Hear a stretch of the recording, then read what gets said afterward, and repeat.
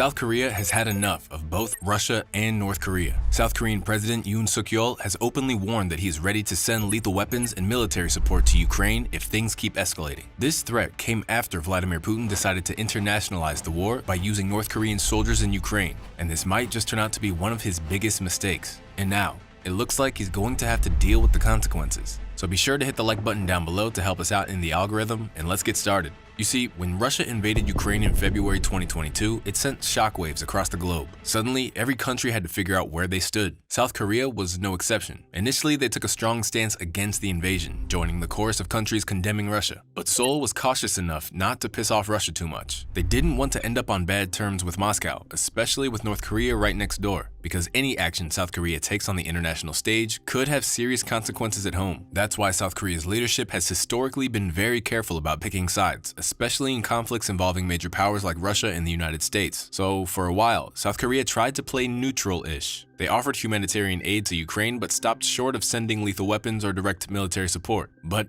as things stand now, South Korea's position is no longer sustainable, and now they are left with no choice but to get involved. So, President Yoon has been very busy reaching out to allies and partners to figure out a game plan. One of the first calls he made was to Polish President Andrzej Duda. Just a couple of weeks back, on October 24, 2024, President Duda actually flew over to Seoul for a face-to-face meeting. Poland, like South Korea, had been feeling the pressure from the Ukraine conflict. So this meeting was all about ramping up defense cooperation. During their talks, Yoon brought up the possibility of South Korea stepping up its support for Ukraine, even hinting that they might start sending weapons if North Korea keeps pushing its luck. In fact, Yoon was pretty direct about his stance, saying South Korea wouldn't sit idle in the face of a North Korean provocation that threatens global security beyond the Korean peninsula and Europe. What's interesting here is how Poland fits into all of this. Poland has been one of the most vocal supporters of Ukraine since the invasion began. They've been sending tanks, artillery, and other military aid to help Kiev hold the line against Russian forces. For Yoon, teaming up with Poland makes perfect sense. Then, just a few days later, on October 29th, President Yoon had a call with Ukrainian President Volodymyr Zelensky.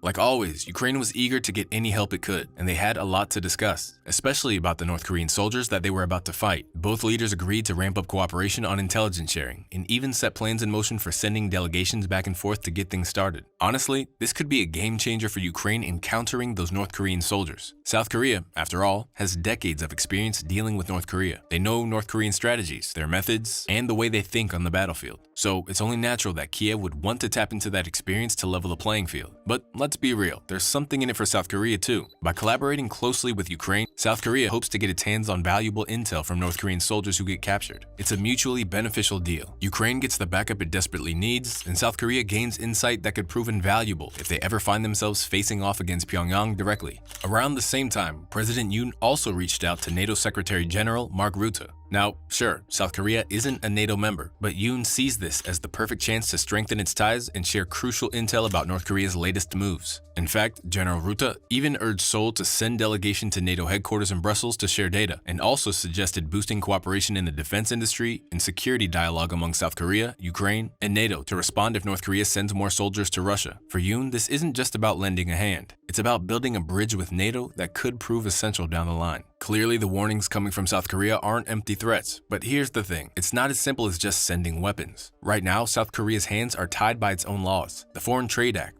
which is still in place, blocks them from exporting weapons to countries actively involved in conflict zones. That's been one of the main reasons why, despite Ukraine's desperate calls for more military support, South Korea has held back. Changing those laws isn't something that can happen overnight, but Yoon seems to be looking for ways around that. Yoon's plan is to adjust their support strategy in phases, depending on the level of North Korean involvement in Ukraine. And if South Korea does decide to loosen those restrictions, it would be a big deal, because they've got some of the best military tech in the world. But then again, why did it take South Korea so long to even consider getting involved in the Ukraine war? And why, despite being a clear ally of the United States and NATO, did it not want to risk getting on Russia's bad side? See, the thing is, both Koreas have technically been at war for over 70 years now. The Korean War was never ended with a proper peace treaty, just an armistice. All that did was create this heavily fortified strip of land known as the DMZ, splitting the country into the north and south we know today. On one side, South Korea was able to flourish, turning itself into a global powerhouse. But on the other side, it's a completely different story. North Korea has been stuck under the iron grip of the Kim family for decades, and they haven't exactly been making life better for anyone but for themselves. The whole focus has always been on building up the military, hoarding weapons, and keeping a tight leash on their people. Not only that, but North Korea is paranoid as hell. Take what happened back in 2010, a perfect example of just how unpredictable things can get. On November 23rd of that year, South Korean soldiers were conducting their regular military drills on Yongpyeon Island. Now, Yongpyeon is just this tiny 6 square kilometer patch of land in the Yellow Sea, about 80 kilometers west of the South Korean port city of Incheon.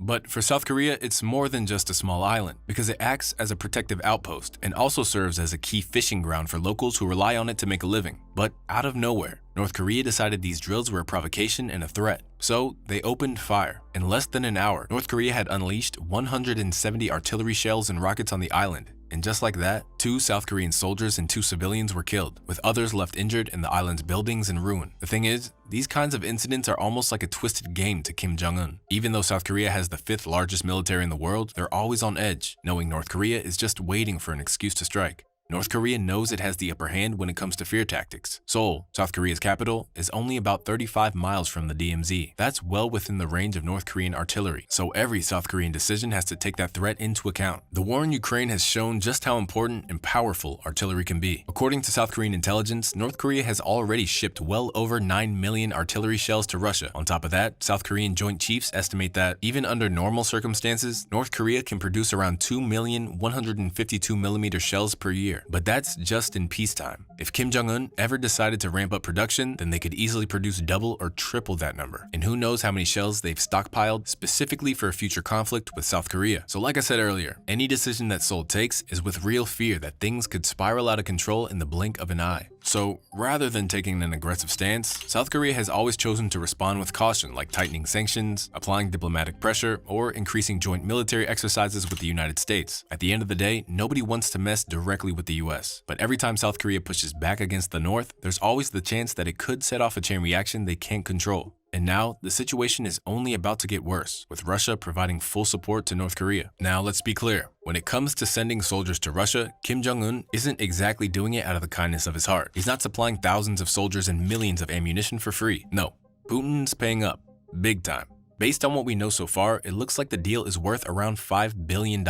And out of that, just sending those 10,000 North Korean soldiers reportedly cost a whopping $200 million in cash. Now, that might sound like a lot, but if you break it down, it means each soldier is costing about $20,000. That's actually a bargain compared to what Putin would have to pay a Russian conscript or regular soldier. The thing is, Russia is desperate. Since this war in Ukraine has started almost 2.5 years ago, the losses have been brutal. It's estimated that Russia alone has lost anywhere from 600,000 to 1 million troops. More than 100,000 are dead, and another 500,000 or more are injured in one way or another. So clearly, Putin is in no position to call up another mass mobilization like he did before. The first one was already wildly unpopular, with people fleeing the country, protests breaking out, and even some regions straight up refusing to cooperate. So the Kremlin's gotten pretty creative to avoid another formal draft, from non-stop TV marathons urging people to volunteer and enlist, to massive pay bumps and bonuses promised to anyone who signs up. Now, some regions are even putting pressure on local officials to recruit anyone they can find, including prisoners and the unemployed. But with reports saying that 1,000 Russian soldiers are dying every single day, it's just not enough to keep up. That's why Putin's turned to North Korea, basically looking for the cheapest labor he can find to put into his meat grinder, aka the front lines. But as it turns out, they are of no use, because these North Korean soldiers don't have any real combat experience. Most of them are just factory workers or farmers who were yanked from their jobs and thrown into uniforms. And it's not like Russia is going to put in the effort to train them properly. We've already seen how poorly they treated and trained their own conscripts. On top of all of this, it comes as no surprise that some of these North Korean troops are deserting the front lines. To make matters worse, or should I say weird,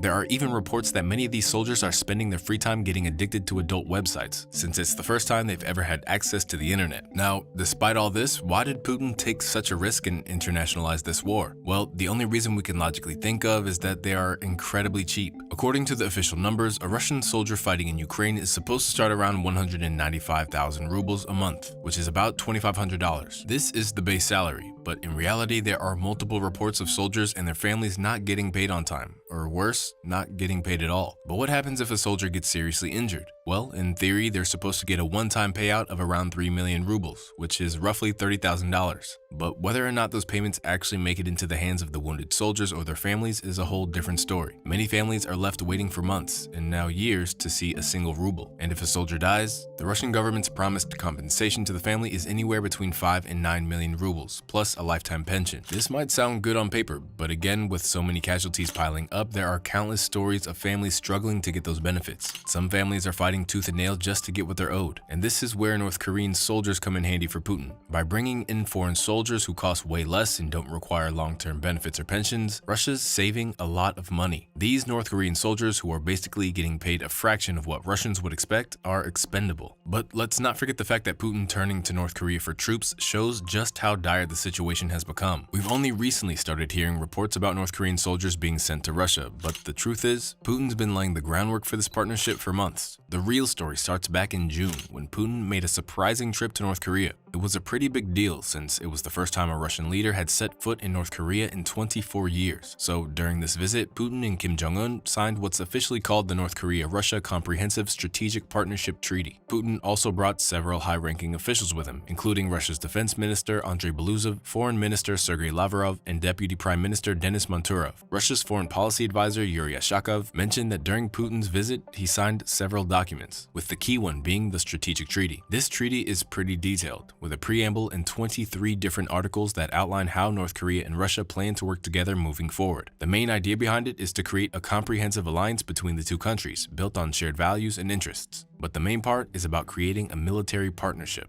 and that's the part that's really worrying to South Korea. For decades, things were pretty steady in Northeast Asia. You had South Korea backed by the US on one side, and North Korea loosely tied to China on the other. Russia, after normalizing relations with South Korea in 1990, stayed mostly neutral. But now, with this new treaty, Russia's shifting sides and getting closer to North Korea. And that's bad news for South Korea. Up until now, international sanctions were the only thing keeping North Korea isolated. But now that Russia is facing sanctions too, it just doesn't see any reason to stay distant from North Korea anymore. The biggest concern for everyone right now is that this new treaty could actually open the door for Russia to step in militarily if there's ever a conflict on the Korean peninsula. It's almost like a flashback to the Cold War, especially the 1961 defense pact between North Korea and the Soviet Union. That old agreement had a strict rule. If one of them got attacked, the other would jump in, no questions asked. But this new treaty isn't quite that direct, because it has a few conditions and legal loopholes to make it seem less aggressive, but the possibility of Russian involvement still has a lot of countries on edge. Let's break it down a little further and see what this new treaty actually says. Especially Article 4. It states that if North Korea or Russia gets attacked, the other side has to jump in and provide military support right away. But like I said earlier, there are a few legal loopholes. For example, this military support has to fit within the rules of Article 51 of the UN Charter. That UN Charter article gives countries the right to defend themselves if they're attacked, but it also requires them to report any defensive actions to the UN Security Council. Plus, the Security Council can step in and control the situation if things get out of hand. Basically, this means Russia and North Korea can technically back each other up in a conflict, but they can't just jump in guns blazing without checking all the boxes for international law. So in a way, it's not exactly like the ancient 1961 agreement where they could just go all in, no questions asked. Still, even with these rules in place, the fact that Russia and North Korea are openly talking about military support is a huge deal. South Korea, in particular, is keeping close watch because this could seriously mess with the balance of power. After all, the last thing they want is Russian troops getting involved in any conflict on the Korean peninsula. Now let's talk about Article 3. This one is a bit different because it's not about what to do if a war breaks out, but rather how to handle things during peacetime if tensions start ramping up. Basically, it says that if either Russia or North Korea feels like they're facing a possible invasion, they'll start talking right away to figure out how to respond. This is basically their way of saying, let's talk before we act. It's kind of a built-in safety valve to prevent things from spiraling out of control. To put it simply, the 2024 treaty is more structured than older agreements, like the one Russia and North Korea signed in 2000, which just said that they'd keep in touch if things got tense. The new treaty goes a step further by creating a system for regular communication and decision-making so they're not just reacting to crises but trying to coordinate their their moves ahead of time. This is a big deal because, in the past, North Korea has been pretty unpredictable. Back in the Cold War days, both China and the Soviet Union got frustrated with North Korea for acting on its own and making aggressive moves without giving anyone a heads up. Then it would fall on China or the Soviets to clean up the mess. Now, with this new treaty, there's an attempt to avoid that kind of chaos by requiring North Korea and Russia to talk things through first. But the problem is that also means that Russia is now more tied to North Korea's decisions. If Kim decides to do something reckless, Russia might have to back him up. On the flip side, North Korea could also step in and help Russia if things escalate further in Ukraine. For South Korea, this new partnership between Russia and North Korea is like a nightmare scenario. It completely changes the balance in Northeast Asia because South Korea has always leaned on its strong military ties to the US to keep North Korea in check. But now, with Russia openly backing North Korea, it could encourage Kim Jong-un to take bigger risks. A lot of experts in South Korea are starting to call out President Yoon Suk-yeol's strategy. He's been really focused on teaming up with countries that share democratic values, especially the US. The idea was that showing a strong, united front would keep North Korea from acting up.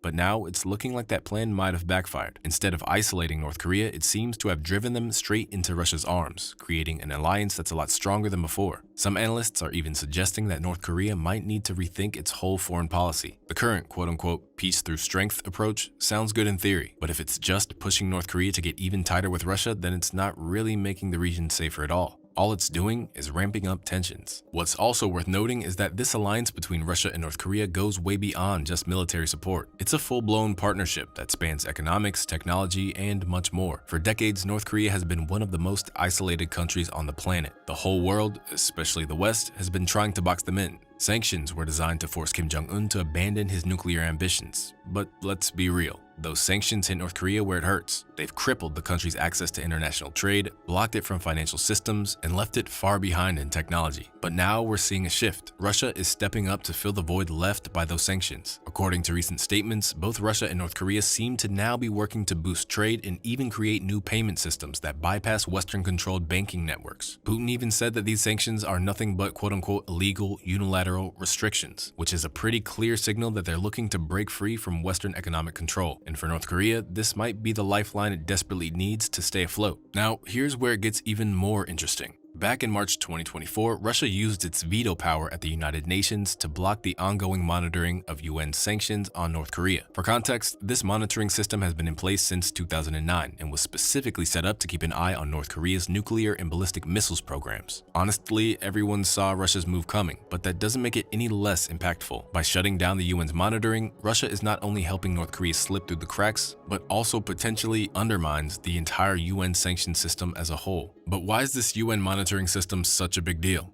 Well, you see, for years, a special UN panel has been responsible for keeping tabs on North Korea's activities. This panel was responsible for carrying out in-depth investigations backed up by photos, testimonies, and documented evidence of how North Korea was finding ways around sanctions. This panel was a major resource for the international community, giving other countries a clear picture of how North Korea was funding its nuclear and missile program, which involved everything from illegal financial transactions to cyber theft and smuggling. They even documented how North Korea would exceed limits on import and export volumes set by the UN, often by 2 or 3 times the allowed amount. But now, with Russia blocking the continuation of this panel, the international community just lost one of its best tools to monitor what North Korea is up to. No more reports on North Korea's shady financial networks, no more insights into how they're smuggling goods or overseas labor to bring in cash. And that's a big problem for countries like South Korea. Intel from the UN panel was crucial for their national security. They relied on it to understand what Pyongyang was planning next and to prepare accordingly. But now, with that flow of information cut off, they're left guessing. And in geopolitics, guessing is never a good strategy. For example, past reports from this UN panel showed that North Korea was bringing in substantial revenue through illegal financial activities, including cyber theft. It revealed how North Korea carried out some highly sophisticated cyber attacks by its units that have been stealing millions of dollars from international banks and cryptocurrency exchanges. This money goes right back into their nuclear and missile programs. And now, with the panel gone, the international community is losing its eyes and ears on these operations. It also seems like Russia's actions at the UN aren't just about helping out North Korea, but a part of a larger agenda. Russia has long argued that UN sanctions, especially those pushed by Western powers, are less about promoting global peace and security and more about controlling the world's economic and political systems. From Russia's perspective, Western powers pick and choose their quote-unquote targets, and then use sanctions as a way to dominate those countries economically and politically. By blocking the sanctions panel, Russia is taking a stand against what it sees as a Western power grab. So Russia has started backing this view with actual policy changes and concrete actions, like the recent UN veto. For South Korea, the timing of this veto couldn't be worse. Right now, no one is monitoring North Korea,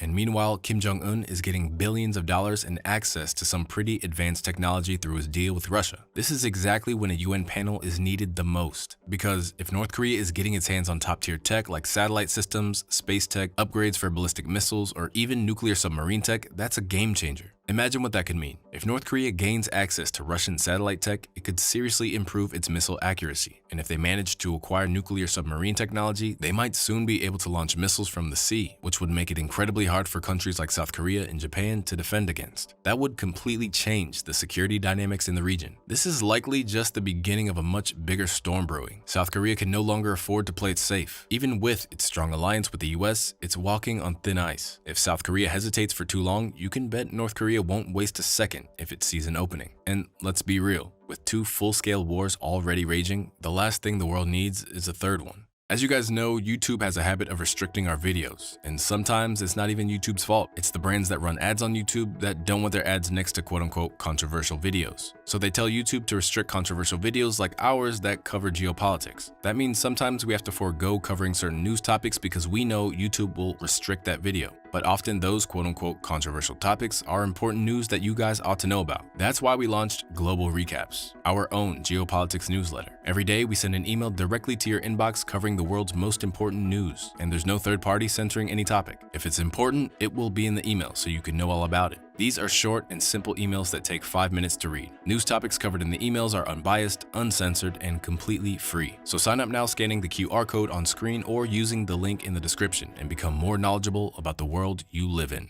Russian weapons suck, and that's not me saying it. That's what the situation on the ground shows. At the start of the war, Ukrainian forces carefully examined Russian weapons recovered from the battlefield, hoping to learn any insights that would give them an edge. Maybe they could tweak and improve their own gear to turn the tables and give the Russians a taste of their own medicine. But after a thorough inspection, the Ukrainians quickly realized that most of the Russian weapons were outdated and unreliable. In fact, they were so bad that compared to modern Western weapons, the Ukrainians outright called them, and I quote, ineffective and obsolete. But here's the thing, it isn't always this way. During the Cold War, Soviet weapons were renowned for their reliability and battlefield standards. They were so effective that many countries actually preferred Soviet weapons over Western ones. For instance, in the 1973 Yom Kippur War, Russian-made equipment in the hands of Egypt and Syria almost managed to overpower the Western equipment used by Israel. Back then, Russian gear was known for its high lethality and had a certain level of innovation.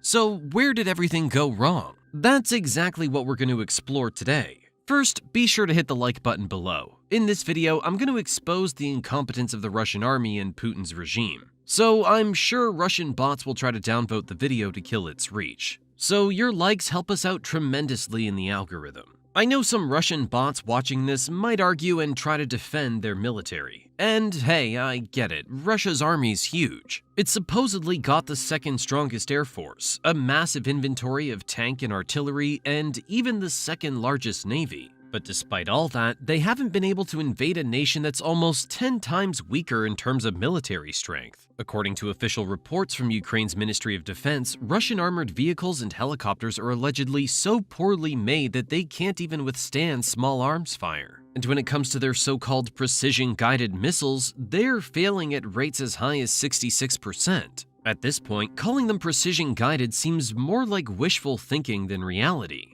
To make matters worse, reports like this started popping up back in 2022, and since then, Russian weaponry has only taken a bigger hit to its reputation. So what changed from the late 1900s to now? A few decades ago, the USSR wasn't just a superpower in terms of ideology and military might. It was also one of the world's leading arms suppliers. The USSR invested heavily in research and development, producing weapons that were not only reliable but also ahead of their time in many ways. In fact, according to the Central Intelligence Agency, the USSR allocated a staggering 15 to 17% of its gross national product to defense spending. This was monumental, especially when you consider that the United States dedicated about 5 to 7% of its GMP to defense during the same period. Such substantial investment was funneled into various facets of military development, including a massive nuclear arsenal, conventional forces, and cutting-edge research in military technology. The focus wasn't just on national defense. It was a strategic move to project power and influence on a global scale,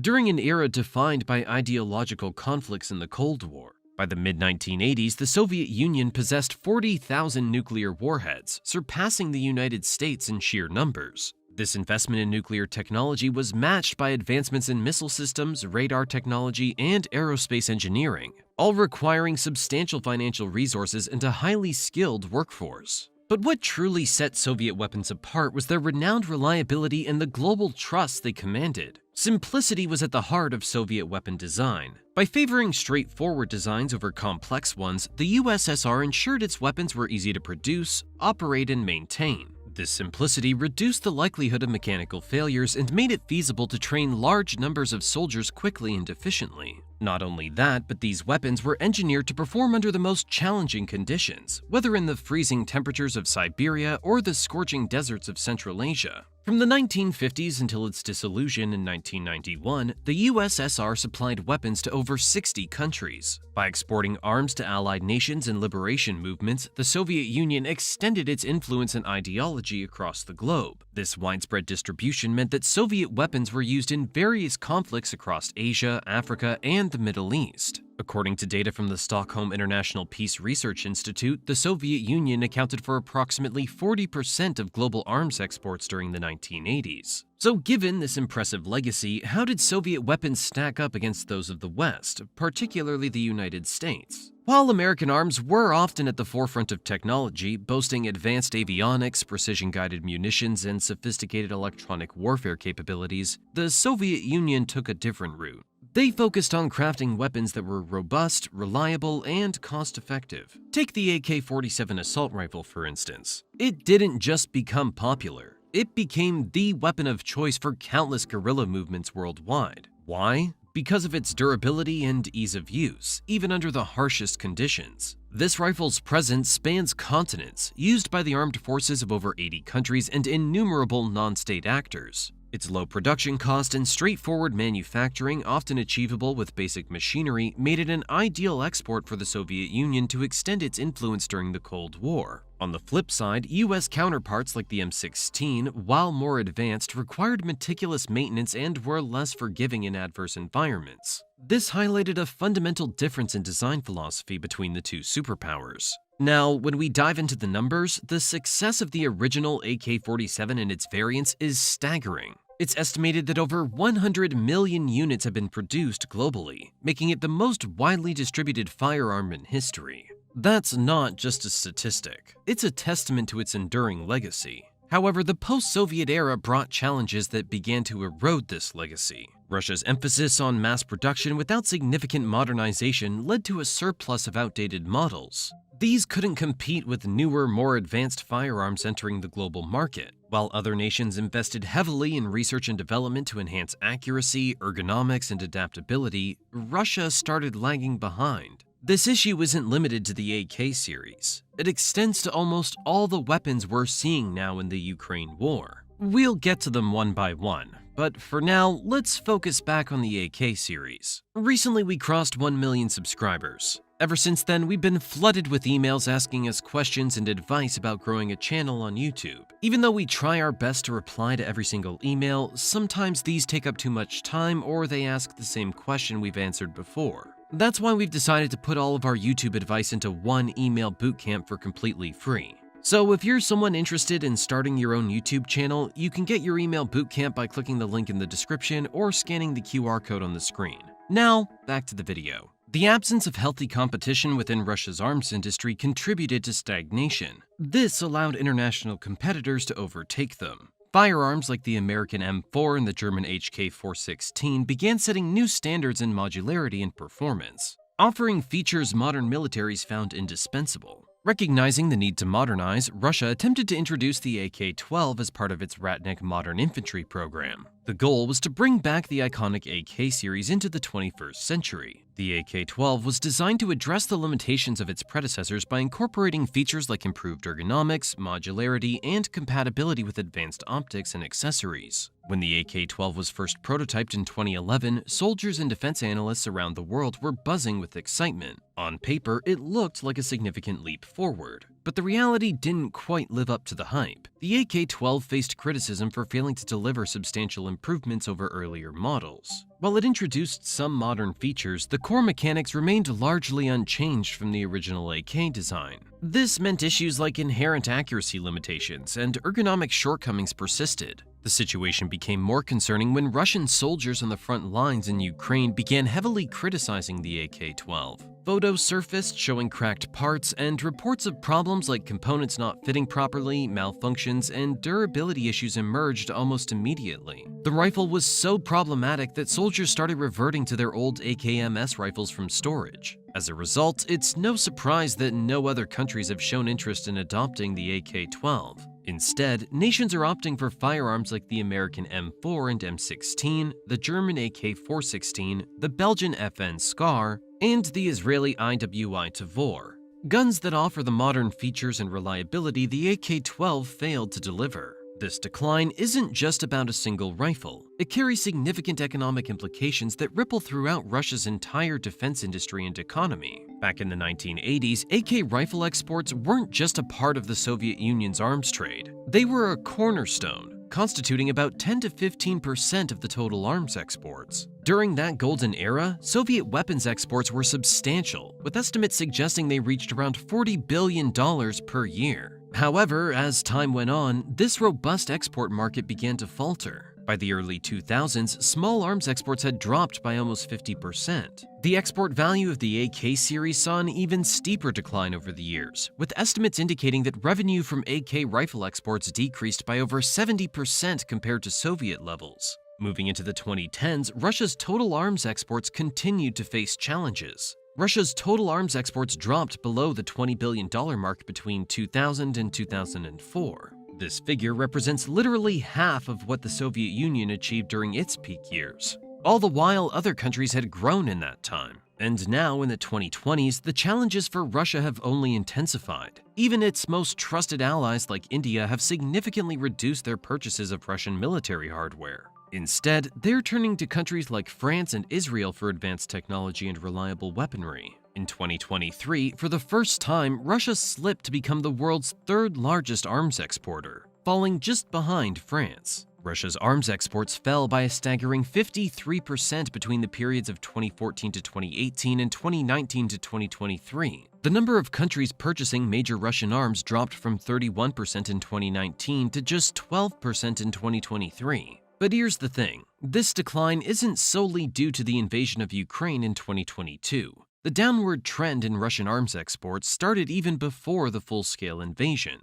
So while Russia's exports dwindled, France was making significant strides, increasing its share of global arms exports from 24% to an impressive 42%. But how did they do it? Well, France secured major deals for Dassault Aviation's Rafale fighter jets with countries like Qatar, Egypt, Indonesia, and India. Russia losing Indian deals was a massive blow because India is the world's largest arms importer. Although Russia is still India's main supplier, accounting for 36% of India's arms imports from 2019 to 2023, this is still a significant drop from the dominant position Russia once held in India's defense market. Given the current trajectory, it's highly unlikely that Russia will be able to recover in the next 5 years, or maybe even a decade. Sure, Putin has recently ramped up Russia's defense industry, churning out countless artillery rounds, missiles, and drones. But let's be honest, the damage has already been done. Years of neglect and corruption can't be undone overnight. This surge in production might boost the numbers on paper, but it can't mask the underlying weaknesses. On top of that, this so-called new production isn't necessarily new, because Russia simply didn't have enough time or skills to manufacture weapons at the rate its military wants. and frankly needs. So they've been dumpster diving into Soviet-era stockpiles and cannibalizing old equipment just to keep up appearances. It's like trying to fix a modern car with parts from a vintage model. It might get you moving for a bit, but it's definitely not a long-term solution. A very good example of Russia's declining military strength is its tank fleet. Since the late 20th century, both the Soviet Union and now Russia have taken immense pride in their tanks. Models like the T-72, T-80, and more recently the T-90 were once considered formidable forces on the battlefield. These tanks were symbols of Soviet engineering prowess, robust, powerful, and designed to go head-to-head with their Western counterparts. The T-90, for instance, was hailed as a significant upgrade with better armor, firepower, and mobility compared to its predecessors. But the Ukraine wars exposed a ton of vulnerabilities. We'll get into those in a minute, but did you know that Russia claims to have the largest tank fleet in the world? On paper, they boast anywhere from 10,000 to 20,000 tanks. This number is greater than the combined total of the US and China. However, Russia's tank count also includes tanks that have been in reserve since the Soviet era, held for potential future conflicts. It's important to recognize that not all of these tanks are ready for combat. Many are outdated, poorly maintained, or missing essential parts needed to operate effectively. Additionally, not all stored tanks can be repaired because they've been exposed to the elements for decades, making some beyond repair. Just so you know, tanks are pretty easy to count since most of them are stored outside. Using satellite images, analysts can monitor these stockpiles and see how they're being used up over time. For instance, in 2022, satellite photos showed a significant drop in the number of tanks at major Russian bases, hinting at heavy losses in the field. There are still plenty of things we don't fully know, like the actual number of active tanks Russia has. Online sources often give conflicting numbers, but according to the International Institute for Strategic Studies, or IISS, in their Military Balance 2022 report, Russia had about 2,947 main battle tanks in active service. This includes modern models like the T-72B3, T-80U, and T-90A. However, open-source investigators have estimated that since the start of the war in Ukraine, Russia has lost more than 2,600 tanks. These losses include 1,725 tanks destroyed, 145 damaged, 205 abandoned, and 544 captured, with models ranging from T-55s to T-90s. But that's just based on the photos and videos available to the public. The real number could be higher, potentially leaving Russia with only a few hundred tanks from its pre-war stock. Now, you might be wondering why Russia's losing so many tanks, especially to Ukraine. Simply put, Ukraine's been executing some brilliant tactics on the battlefield. But that's only part of the story. There are other factors at play, too. First off, the equipment Russia's using hasn't always lived up to its reputation. And their tanks are facing a modern battlefield, where drones, anti-tank guided missiles, and evolving military tactics have changed the game entirely. It's not as simple as sheer numbers anymore. It's all about how you use them, and Ukraine's been proving that point every day. Take the Javelin missile system, for example. Ukraine's been using these like crazy because they're highly effective against armored vehicles. The Javelin missile uses an infrared imaging system to precisely lock onto its target. Once launched, it flies autonomously, making it harder for enemy forces to intercept. This is a game changer compared to older systems like the Kornet or the Metis-M, which require the operator to guide the missile all the way to the target, increasing the risk of detection and counterattack. Not only that, but the Javelin's top attack flight profile is specifically designed to target the less armored sections of tanks, like the engine and command modules. This makes them lethal against even the most advanced Russian tanks, such as the T-90 and the newer T-14 Armata.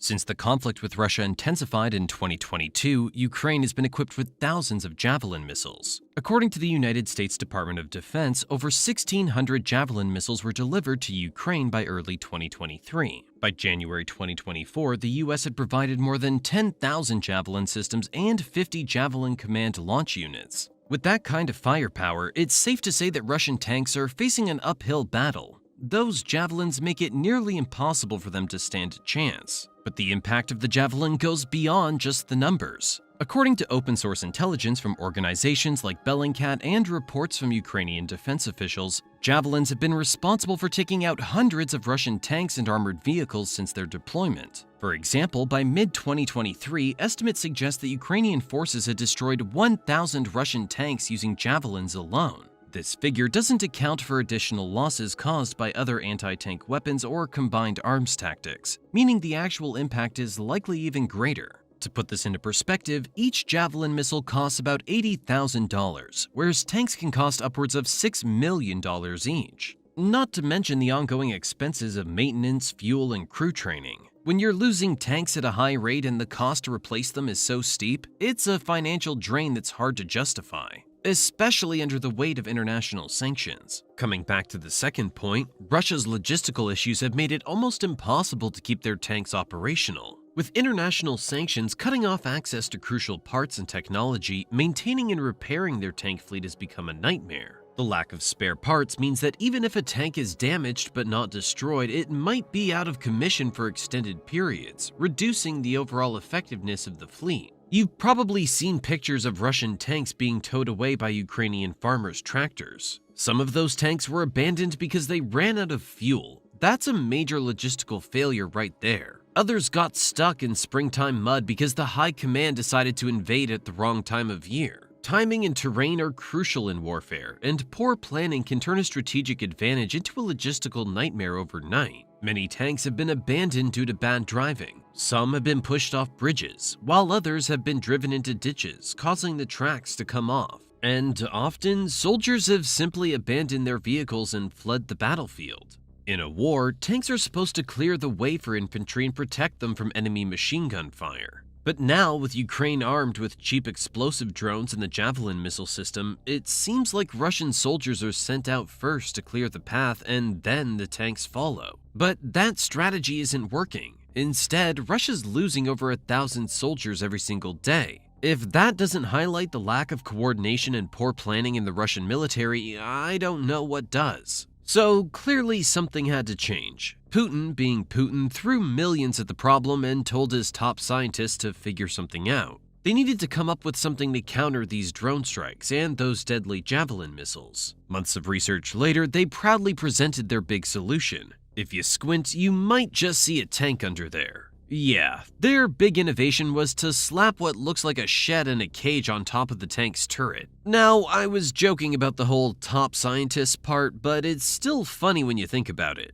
This so-called military superpower came up with metal sheets and grills. That's the best they've got? But hey, when you actually think about it, it kinda makes sense. You see, the Javelin missile can tear through armor that's up to 760 millimeters of rolled homogeneous armor. That's enough to cut through nearly any tank on the planet like a hot knife through butter. But what makes the Javelin so lethal is its two-stage warhead. The first charge, a smaller one, is designed to take out explosive reactive armor, the outer layer meant to absorb the initial impact. Then comes the big boy charge, which delivers the final, devastating blow. This system is timed so precisely that the second charge detonates just moments after the first, ensuring maximum damage. Now, here's the problem for the Russians. No modern tank, including Russia's workhorse T-72, T-90, or its most recent T-14, has anywhere near the armor thickness required to withstand a Javelin strike, especially on the top, which is its weakest point. Tanks would need armor well over 76 centimeters thick to even have a chance. But even imagining that scenario becomes laughable. If we assume Russia might be stupid enough to do it, then it would end badly. Let me show you the math behind it. The top of a T-72 tank is around 40 square meters. To cover that with 76 centimeter thick armor, you'd need about 28 cubic meters of steel. Now, with steel weighing 8 tons per cubic meter, that means you're adding 224 tons of armor on top of a tank that already weighs 40 tons. So even Putin isn't dumb enough to try that. Or maybe he is, who knows. But that's where the whole cage idea comes in. A thin metal structure placed above the tank to try and detonate the Javelin's first charge prematurely. The theory goes that if the cage absorbs the first hit, the tank's reactive armor will be left intact to handle the second, more powerful charge. It's not just about Javelins either. These cages are also designed to ward off the threat from smaller FPV drones, which have become a favorite tool for Ukrainian forces. Make no mistake, the cope cage isn't supposed to stop everything. It's more about giving the tank a fighting chance. And surprisingly, to some extent, it has worked. These tanks have become more resistant to drone attacks, and over the last year, they've actually been improving the design. At first, people laughed at them, calling it emotional support armor. But now these turtle-like tanks are proving to be pretty effective. The Ukrainians even started making their own versions of them. But like any innovation in war, Ukraine has found ways to adapt. Drones are no longer solely targeting the tops of Russian tanks. Instead, they're going after other weak points, like the tracks and road wheels. Once these critical parts are disabled, the tank becomes immobilized, a sitting duck waiting for the finishing blow from missiles or additional drones. According to reports from NATO officials, small FPV drones have accounted for around 2/3 of Russian tank losses in recent months, proving that these tanks are far from invincible. And let's not forget that the Javelin is still a beast of a weapon. The cope cage might work to an extent, but no amount of metal bars will stop a well-placed javelin strike. On top of all that, these cope cages come with some pretty big downsides. For starters, they make the tank slow and heavy. Sure, they might not be 760 millimeters thick, but the extra metal still adds weight, and that weight messes with how the tank moves. Plus, with all that stuff on top, the tanks can't even rotate their turrets properly, which means they can't aim or fire as easily. The visibility from inside the tank gets worse too, making it harder for the crew to see what's going on around them. There have even been multiple cases where these turtle tanks get completely off track during an assault. With all that extra armor, it's like they're wandering around half blind, and for all the supposed protection the cope cage gives, they're not exactly making these tanks invincible. From reports on the ground, only about 1 in 4 of these turtle tanks actually make it back to the base after an assault. Yeah, that's about a 25% survival rate. And who knows if that surviving tank even accomplished anything in the battle? The numbers sure aren't looking great for Russia.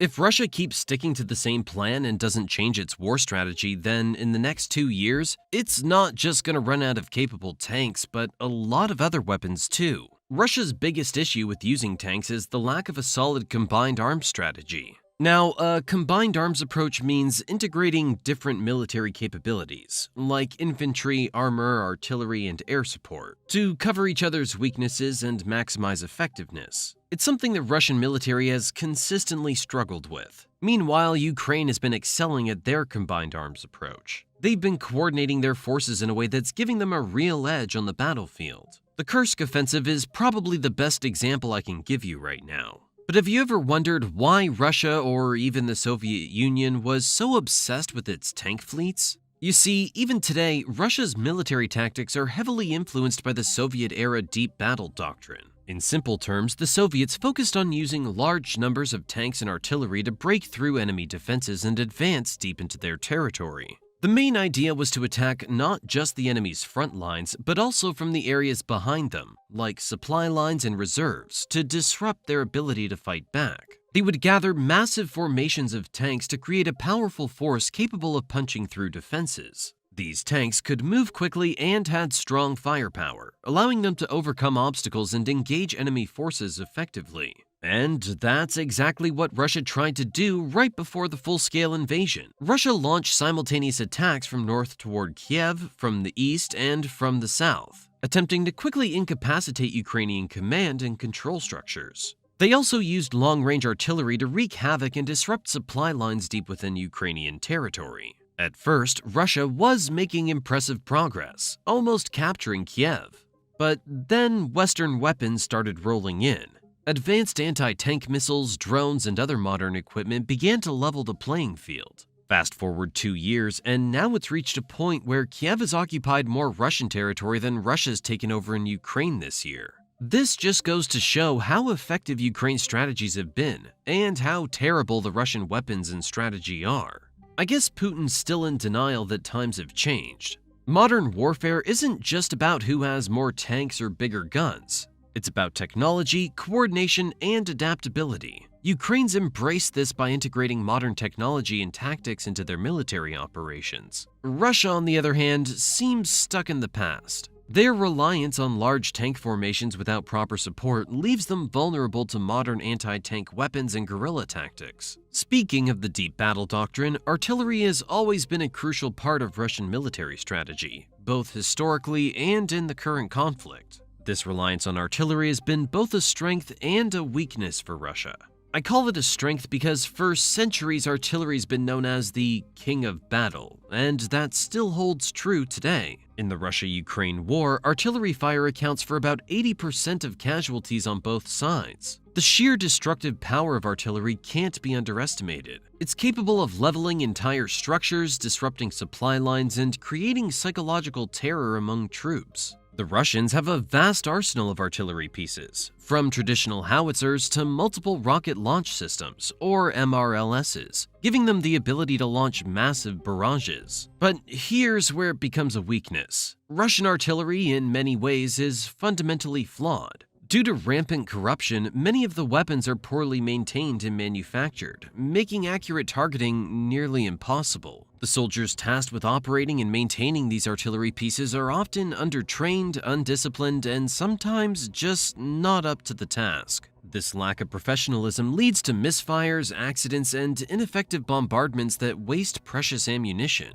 Moreover, Russia heavily relies on cheap, unguided Grad systems that fire basic, unguided rockets. These are among the most widely used artillery systems by Russia, and they're not accurate at all. These rockets are mostly fired in bulk to saturate large areas rather than hitting specific targets. Sure, you might hit something with enough rockets, but the downside is that it takes an insane amount of ammo to achieve that kind of result. This puts a massive strain on their logistics and wears down their artillery systems themselves much faster. That's why no Western country uses Grad MLRSs. Instead, they opt for smart guided rockets in their systems, like HIMARS. These precision weapons allow for accurate strikes on high-value targets with far less ammunition. To be fair, both Ukraine and Russia have been struggling to keep their artillery units supplied with enough ammunition to stay operational. But the difference is, Ukraine gets resupplied through international aid. On the other hand, Putin's out there begging for help from his allies like North Korea, Iran, and China. You probably heard that Putin recently visited North Korea for the first time in 24 years. And what was he doing there? Asking Kim Jong-un for ballistic missiles, artillery shells, and other munitions. In return, Russia's reportedly giving North Korea food and helping them with the tech they need to launch satellites. It's a pretty desperate situation when you have to turn to North Korea for support. But analysts believe that North Korea's weapons stockpiles are aging and ineffective,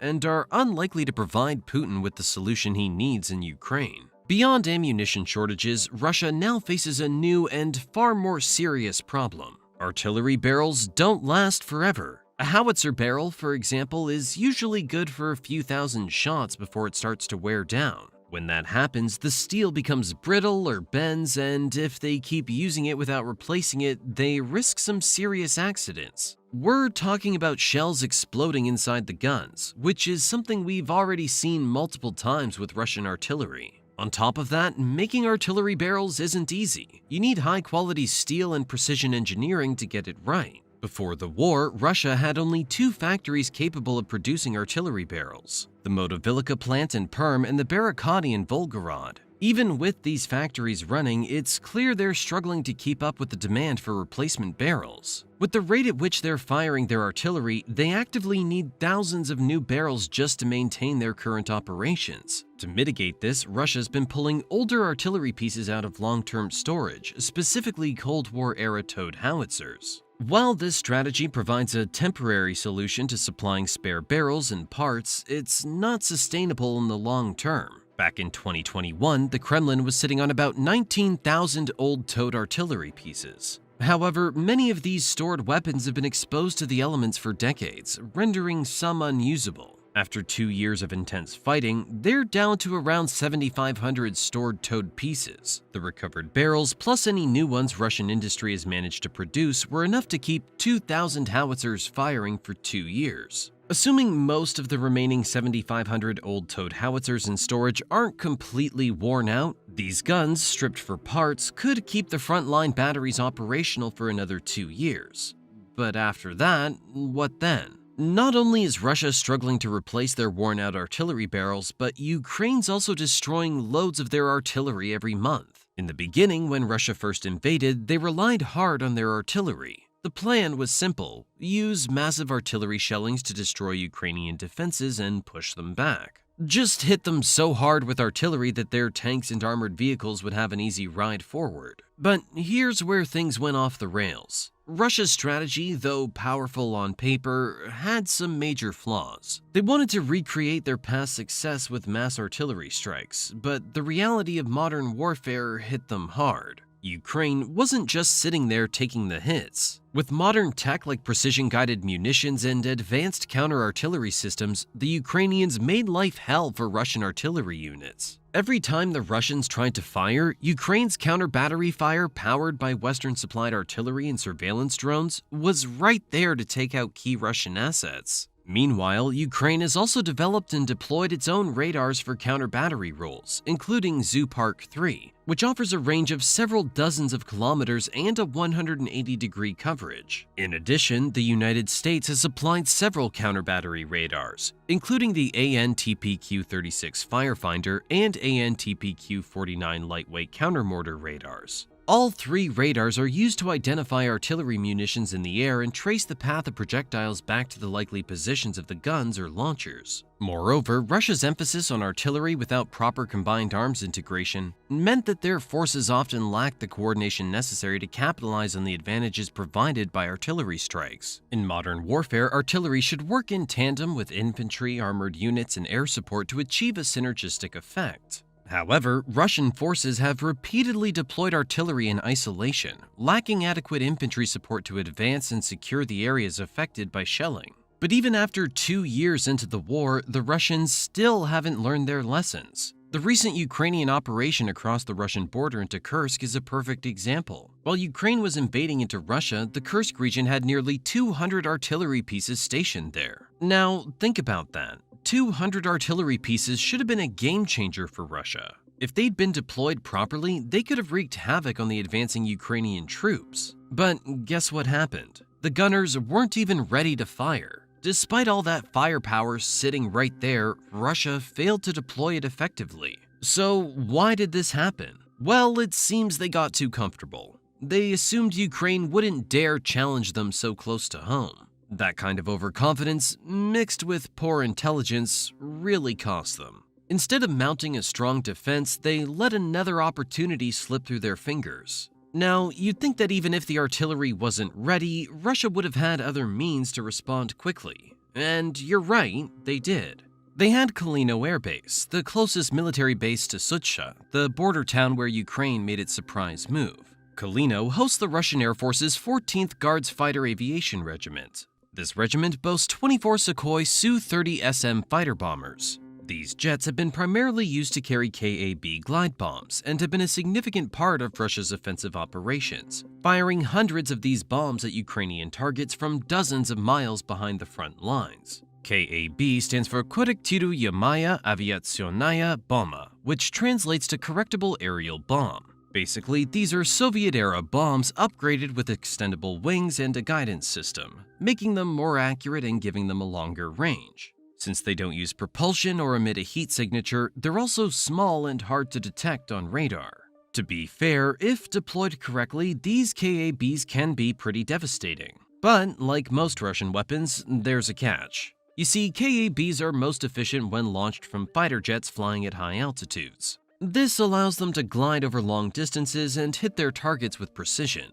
But here's the problem. Flying at high altitudes makes these jets vulnerable to advanced air defense systems, specifically the Western ones like the Patriot missiles that Ukraine now possesses. Meanwhile, the Ukrainians were proactive and well prepared. They started by jamming radio communications, which threw a wrench into the Russian military's ability to coordinate. On top of that, the Ukrainians flooded the airspace over Kursk with explosive drones. And they didn't stop there. Ukrainian forces continued firing with their own artillery, including their highly effective American-made high-mobility artillery rocket systems, or HIMARS for short. With HIMARS, they could hit Russian positions while staying out of range of most Russian artillery. So when Ukraine made its move, Russia tried to respond. They scrambled some of their Su-30SM jets to push back the Ukrainian forces, and also deployed BM-21 rocket launchers that were stationed at the garrison. But here's the thing. The Ukrainian forces were ready for this.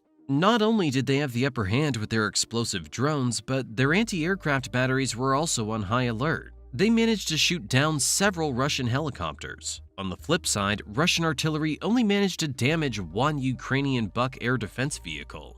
That's it. For all their efforts, they had little to show. So, with nothing to fear, Ukrainian forces continued to press forward, marching into neighboring Kursk and capturing several towns, including most of Sucha. The Russian army attempted to mobilize reinforcements, but Ukrainian rockets and artillery fire blocked most of them from reaching the front lines in Kursk. It really shows what can be done with good coordination and the right weapons. The Ukrainians were always one step ahead, predicting Russia's moves and responding quickly and effectively. Now, this brings us to an important question. What about Russia's missiles? Before the war, Russia took immense pride in them. They flaunted their missile technology in parades and promotional videos, showcasing their precision and destructive capabilities. So where were these missiles when they needed them most? First off, a lot of Russia's missile arsenal comes straight from the Soviet era. Back then, during the height of the Cold War, the Soviets built an impressive stockpile of weaponry. But that was decades ago, and while they produced massive quantities, these missiles were designed to be used quickly, not stored for half a century. Today, Russia's left trying to make do with what's left from that time. For example, take the Kh-55 and Kh-22 cruise missiles. Both were originally developed in the 1970s and 80s. The Soviet Union was pumping these out in preparation for a conflict that luckily never happened. Fast forward to today, and many of these missiles have simply aged out. Reports suggest that Russia had anywhere from 7,000 to 8,000 long-range missiles in its stockpile at the beginning of the full-scale invasion of Ukraine. That might sound like a lot, but as the war drags on, it becomes obvious that those stockpile numbers are dwindling fast. Ukrainian military intelligence claims that Russia has already used more than 60% of its pre-war stockpile of precision missiles. These aren't numbers you can just replace overnight. Building new missiles requires high-tech components, many of which are now difficult to acquire due to international sanctions. And then there's the accuracy issue.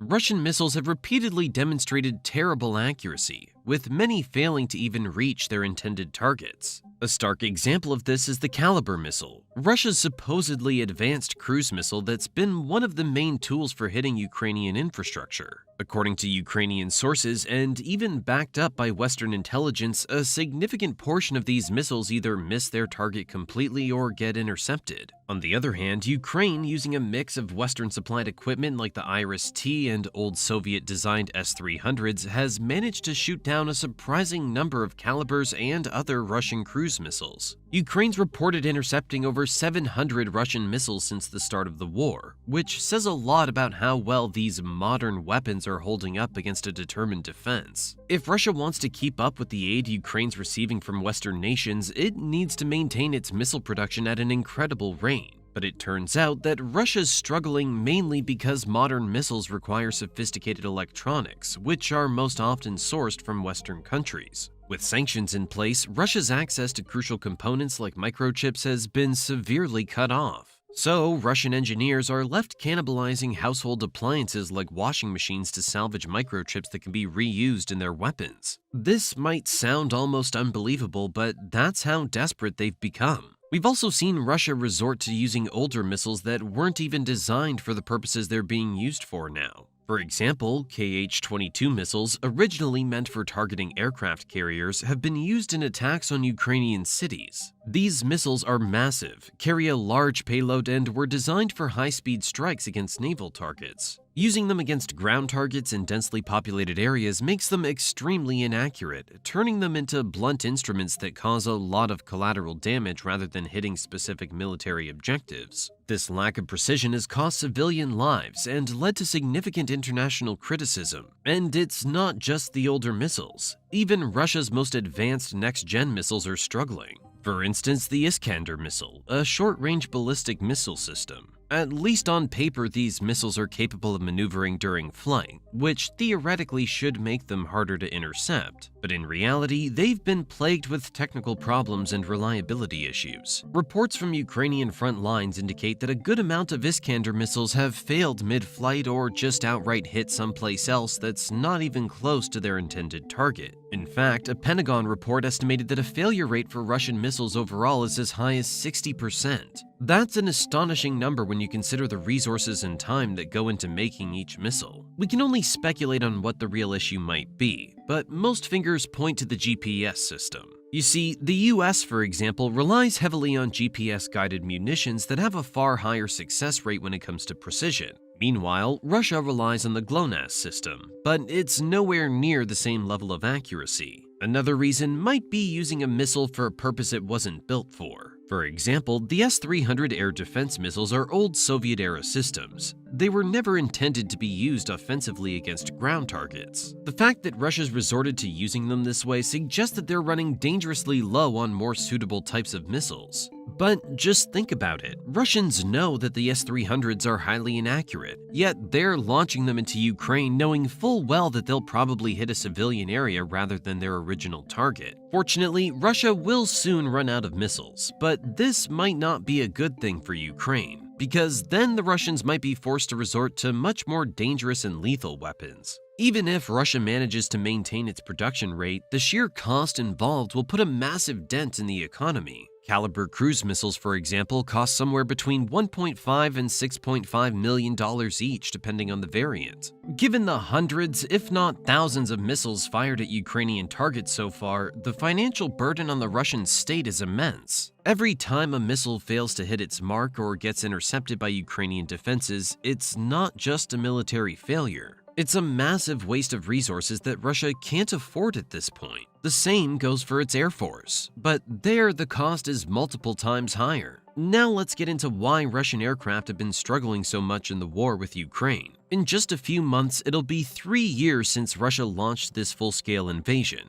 And honestly, their air force was expected to be a major factor in the conflict. Many believed they'd dominate the skies, gain complete air superiority, and make the war a lot shorter than it's turned out to be. But things didn't quite work out that way. Instead, Russia's aircraft have faced major problems, from poor planning to outdated technology. To this day, not once has Russia achieved air superiority in Ukraine. Air superiority means having control over the skies. For any military campaign to be successful, controlling the skies is crucial. It allows for easy bombing runs, air cover for ground troops, and the ability to strike enemy positions without much risk. But in Ukraine, Russian aircraft are constantly on their back foot. Given Russia's advantage in terms of the number of aircraft and overall military resources, this should have been one of the first things they accomplished. But they didn't, and there are many reasons for that, with one of the most critical being that they underestimated Ukrainian air defenses. The Russian Air Force went into Ukraine with an overconfident strategy, assuming they could suppress or destroy Ukrainian air defenses quickly.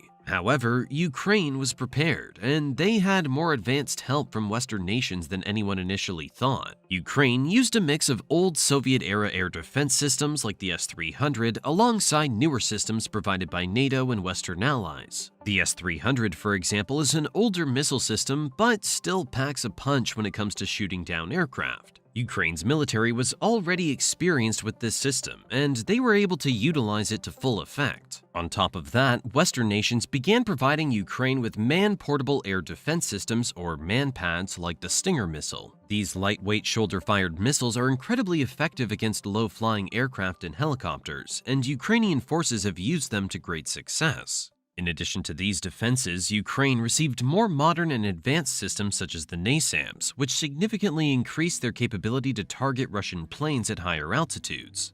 This forced Russian pilots to fly at altitudes that put them within range of multiple defense systems, either risking interception by more advanced SAMs like the NASAMS or exposing themselves to MANPADS by flying lower. Essentially, they had no good choices, and this has led to considerable aircraft losses. As of early 2024, estimates suggest that Russia's lost a total of 359 planes and 326 helicopters. These losses include some of their supposedly advanced jets like the Su-34, Su-30, and Su-35. But why is Russia losing so many aircraft? You see, Russia's jets like the Su-25 Frogfoot are designed for close air support. Their very nature involves flying low to engage ground targets. This puts them directly in the range of Ukrainian air defenses. Sure, the Su-25 is heavily armored, but it's still vulnerable to shoulder-fired missiles like the Stinger, and this vulnerability has been reflected in the losses. Unfortunately for Russia, much of its air fleet consists of upgraded versions of Soviet-era aircraft. These planes were designed for a different era, and despite various upgrades, many simply can't compete in modern warfare. Planes like the Su-24 Fencer and Su-25 Frogfoot are ground attack aircraft that were originally built in the 1960s and 1970s. Even the more modern Su-30 and Su-35 fighters, while highly capable on paper, are based on older designs that struggle to keep up with modern Western aircraft in terms of avionics, electronic warfare capabilities, and precision weaponry. These limitations become particularly glaring when you look at the advanced systems Ukraine has received from its Western allies. Russia's aircraft don't have the same level of precision-guided munitions or the kind of advanced avionics and targeting systems that Western fighter jets like the F-35 or F-16 have. For example, the Su-34, Russia's most modern strike aircraft, has been plagued by poor performance. Designed to replace older bombers, the Su-34 is supposed to be highly versatile and capable of both air-to-air and air-to-ground missions. Yet in Ukraine, it's been largely ineffective, with several being shot down. Another major issue for Russia has been the level of pilot training, because at the end of the day, aircraft are only as good as the pilots flying them. Reports indicate that Russian pilots receive fewer flight hours per year than US or NATO pilots, and that lack of training shows on the battlefield. In a conflict like this, where pilots are up against advanced air defenses and are required to conduct complex air operations, those flight hours make a huge difference. Additionally, the tactics used by Russia have been relatively outdated. At the start of the conflict, many analysts expected Russia to use a coordinated approach, combining electronic warfare to jam Ukrainian radar, conducting SEAD or suppression of enemy air defenses missions to neutralize Ukrainian air defenses, and then using their aircraft freely. Instead, they failed to do so effectively, and Ukraine's air defenses remained largely intact. Part of the reason for this was poor coordination between the different branches of Russia's military. The Air Force, Army, and electronic warfare units didn't seem to operate in a fully integrated manner, which is crucial for modern air campaigns. As a result, Russian aircraft were left vulnerable to well-prepared Ukrainian defenses. Another factor that significantly affected Russian air operations is the intelligence support Ukraine's received from Western countries, particularly the United States. They've provided Ukraine with real-time intelligence about Russian troop movements and aircraft operations. This has given Ukrainian forces a huge advantage, allowing them to anticipate Russian strikes and position their.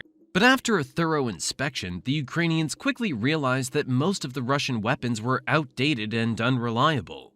In fact, they were so bad that compared to modern Western weapons, the Ukrainians outright called them, and I quote, ineffective and obsolete. To Ukrainian territory, they've been relying more on standoff attacks. This means launching missiles from within Russian airspace or from ships in the Black Sea, rather than risking their planes by flying directly over Ukraine. However, using standoff missiles isn't always as effective as sending in strike aircraft. Aircraft can adapt in real time, changing targets, reacting to new information, and providing close air support for ground forces. Missiles, once launched, are much more limited. This has meant that Russian ground forces haven't had the air support they need in many critical battles, leading to stalled offensives and heavy losses. There's also the issue of maintenance. Modern fighter jets require a lot of upkeep. They need regular maintenance to ensure that everything from the engines to the avionics is working perfectly. Russia's aircraft, especially those used in combat, need even more care due to the wear and tear they face. But with the sanctions in place, access to spare parts and specialized equipment has become a serious challenge. Reports suggest that due to heavy corruption, the maintenance crews have had to make do with what they have, leading to less effective upkeep and even cannibalizing parts from other aircraft to keep some in the air. As the war's progressed, we've seen how Russia's had to adapt its tactics in response to these challenges. Early on, they tried to use their aircraft more aggressively, but the losses piled up quickly. Instead of trying to gain air superiority, they focused more on using their aircraft for specific, safer missions. For example, they've been using helicopters for resupply missions close to the front lines, avoiding higher-risk attack missions that put them in the range of Ukrainian air defenses. Helicopters like the Mi-8 and Mi-24, which were once relied on for close support, are now mostly used in more secure roles because their vulnerability to man-pads has been so thoroughly exposed. That's why when Ukraine invaded the Kursk region, they shot down several helicopters that were present on the front lines. And then there's morale. Morale's always a big deal in the war, and for Russian pilots, the situation's been tough. They're flying in an environment where they know they can be shot down at any time, and where their missions don't always seem to have clear strategic goals. Reports of pilots refusing to fly, aircraft being grounded due to maintenance issues, and a general lack of confidence in their equipment have all contributed to a situation where Russia's air force is simply not performing at the level expected of a modern military power. Given all these challenges, it's not surprising that Russia's relied more and more on standoff missile strikes instead of using aircraft in direct combat. But what about the seas? Well, in pure numbers, Russia boasts the world's second largest navy. On paper, that sounds impressive, but as with most Russian weapons, once you start digging a little deeper, you realize there's more to the story. Sure, the Russian Navy is big, but size alone doesn't tell the whole story, especially when we look at how it's actually spread out and how well it functions in practice. You see, the Russian Navy's divided into 4 main fleets: the Northern Fleet, the Pacific Fleet, the Baltic Fleet, and the Black Sea Fleet. Each of these fleets operates in a different part of the world, and they function pretty independently from one another. That means while the total number of ships is high, they aren't all in one place ready to strike as a single powerful force. Instead, they're split up and stretched thin, which really limits how much power any one fleet can bring to a specific fight. When you think of it like that, the idea of having the largest navy loses a bit of its punch. And then there's the question of age. A lot of Russia's ships are actually pretty old. We're talking about frigates, corvettes, and submarines that were built during the Soviet era. Vessels that have been upgraded here and there over the years, but still rely on outdated tech. In modern warfare, it's not enough to just have a lot of ships. Those ships need to be equipped with the latest technology, the best weapons, and the strongest defenses. Unfortunately for Russia, most of their fleet doesn't meet that standard. A perfect example of this is the Black Sea Fleet. It used to be considered the crown jewel of Russia's naval power, a fleet that would ensure dominance in the Black Sea region. But lately, it's been facing some harsh realities. One of the biggest blows to this fleet came in September 2023, when Ukrainian forces managed to seriously damage the submarine Rostov-on-Don. This submarine was one of Russia's prized assets. It's a Kilo-class sub capable of launching Caliber cruise missiles, meant to be a key part of Russia's strategy in the region. But all that changed with one precision strike. The attack happened at Sevastopol naval base in Crimea early in the morning. Ukrainian intelligence had pinpointed the submarine's exact location, and they launched a coordinated strike using aerial and naval drones. The Russian defenses were caught off guard, and several drones managed to get through, with at least one hitting the submarine directly. The damage was extensive. Later, satellite images showed the Rostov-on-Don partially underwater, with a massive gash in its hull. Now, repairing a submarine isn't just expensive. It can easily run into hundreds of millions of dollars, but it's also complicated. It requires specialized facilities like dry docks and a team of highly skilled workers. Plus, with international sanctions on Russia, getting the advanced parts they need for repairs has become a huge challenge. To make matters worse, just 2 months ago, Ukrainians claimed they attacked and destroyed the same Russian submarine while it was anchored at a port to be repaired in the occupied Crimean Peninsula. If this strike is confirmed, it would be a major embarrassment for the Russian Black Sea Fleet, with one of their top submarines taken out for the second time within just 11 months. But it's not just the submarines that are struggling. Let's talk about Russia's corvettes. These are smaller ships mainly used for coastal defense and patrol missions. Corvettes like the Buyan M-class were supposed to play an important role in defending Russian waters, but their performance in the Black Sea has been, frankly, underwhelming. These ships were designed to operate in riverine and coastal areas and come equipped with Caliber missiles. As mentioned earlier, these missiles haven't exactly been the game changers they were hyped up to be. On top of that, these corvettes aren't very well protected. They rely on point defense systems, which means they can only engage threats when they're already pretty close. So by the time an enemy drone or missile's within range, it's almost too late to react effectively. Ukrainian forces have taken full advantage of this flaw, using cheap but effective sea drones to get close enough and deal real damage. Imagine losing a ship worth hundreds of millions of dollars to a drone that costs maybe $10,000 to $20,000. That's the kind of situation Russia's facing. Whether it's a frigate, a corvette, or a submarine, each of these vessels takes a fortune to build, maintain, and equip. Meanwhile, Ukraine is deploying inexpensive drones to take them out. It's such a brutal cost mismatch, and it's forcing the Russian Navy to reconsider where it places its ships. The Black Sea Fleet, for instance, has had to move many of its vessels farther away from Ukrainian-controlled areas, which means their ability to operate effectively has been severely limited.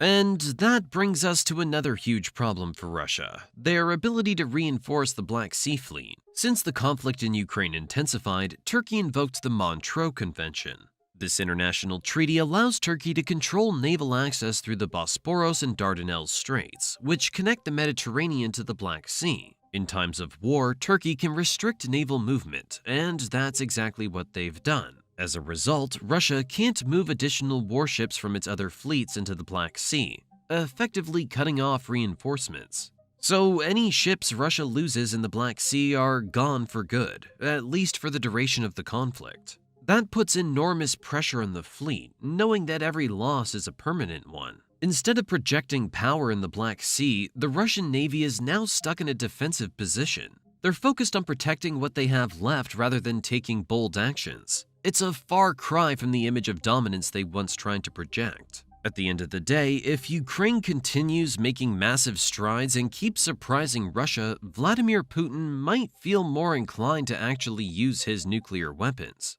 We've already seen him threaten their use a dozen times, but with Putin, you can never really be sure. He's unpredictable like that. But let's talk about why even those nuclear weapons might not be as impressive as he wants everyone to think. They could be just as trashy as the rest of the Russian arsenal. So how many nuclear weapons does Russia actually have? Well, according to recent estimates, Russia possesses around 5,500 nuclear warheads in total. That number can be broken down into different categories. There are roughly 1,600 deployed warheads, meaning those that are mounted on missiles or located in active bases. Then you have 2,900 non-deployed warheads, which are in storage, ready to be deployed if necessary. Lastly, there are about 1,000 retired warheads, old, dismantled ones that are technically out of commission but still waiting to be fully destroyed. Now, those numbers might seem intimidating, but let's break it down a bit further.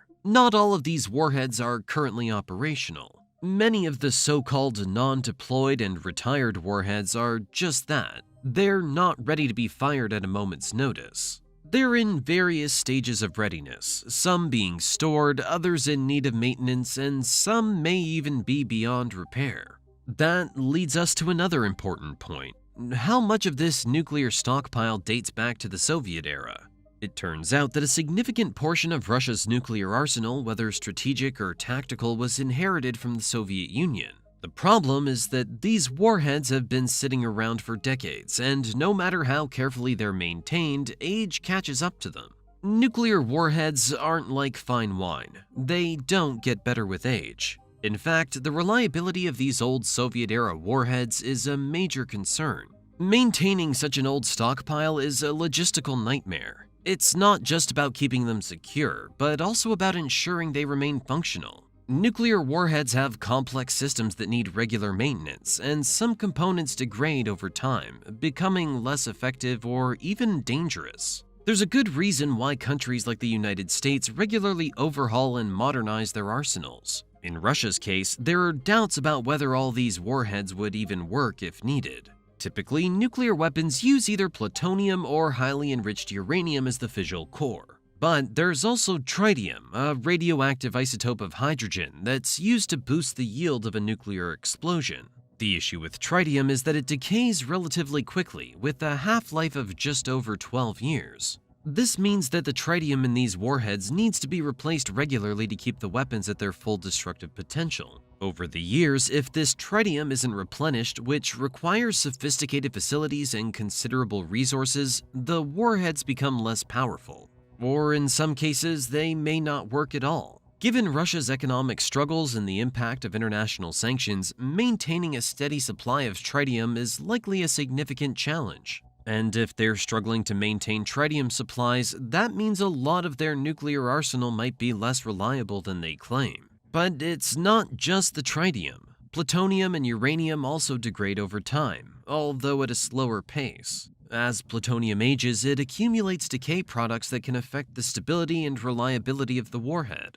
This degradation can make the warhead less predictable, increasing the risk that it might fail to detonate properly, or even pose risks to those handling it. It's one thing to have nuclear warheads, but you also need a reliable way to launch them. Russia has several different launch platforms, including land-based silos, submarine-launched ballistic missiles, and mobile launchers. But just like the rest of their arsenal, many of these systems are old and outdated. The land-based silos, for example, are relics of the Soviet era. They may still be operational, but they're far from state-of-the-art compared to the modern, cutting-edge silos that other nuclear powers are using. And it's not just about the silos themselves. There's a serious issue with the reliability of the missiles that are supposed to deliver these nukes. Just take what happened recently. On September 21st, Russia attempted to launch its most powerful nuke delivery system, the RS-28 Sarmat, an international ballistic missile designed to be the centerpiece of their nuclear force. But instead of successfully launching, the missile just exploded right there in its silo before the countdown had even properly begun.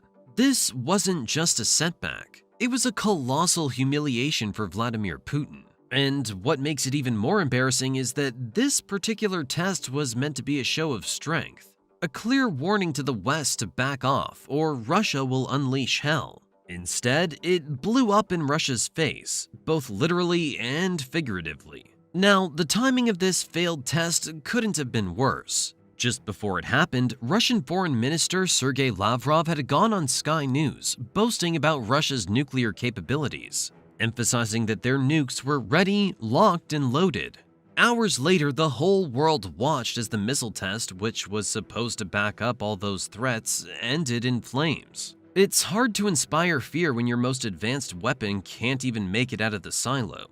And you'd think that given the stakes, a superpower like Russia would at least make sure their plan was foolproof before issuing such a high-profile threat. But not Russia. Instead, they chose to launch the RS-28 Sarmat, a missile with a poor track record. Out of its last 6 tests, it had failed 5 times. Clearly, it wasn't the best choice, and it shows just how desperate and reckless Putin's decision-making has become. What makes it even worse is that this isn't some old Soviet-era relic where you could just blame the failure on outdated technology. The RS-28 Sarmat is actually a relatively new weapon.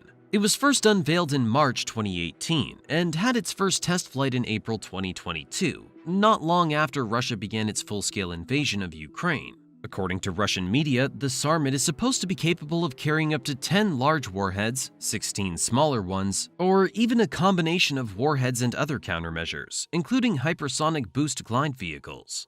Those are some impressive specifications, at least on paper. Reports from open sources indicate that the missile exploded during the fueling process, right there on the ground, destroying the entire silo and most of the launch site. All of these issues, the aging silos, unreliable launch systems, and failures of new technology, paint a very different picture of Russia's nuclear capabilities than what Vladimir Putin wants everyone to believe. The Sarmat missile, which was meant to be a game-changer, is just another example of the gap between Russian propaganda and reality. And that's just the delivery systems. There's also the question of the infrastructure that supports these weapons. The land-based silos are outdated, and while Russia still maintains a fleet of nuclear-powered submarines capable of launching ballistic missiles, those submarines aren't in great shape either. Many of them date back decades, and maintenance has been an ongoing issue. We've already seen examples of the Russian Navy struggling to maintain even their non-nuclear vessels, many of which have been damaged or destroyed in the conflict with Ukraine.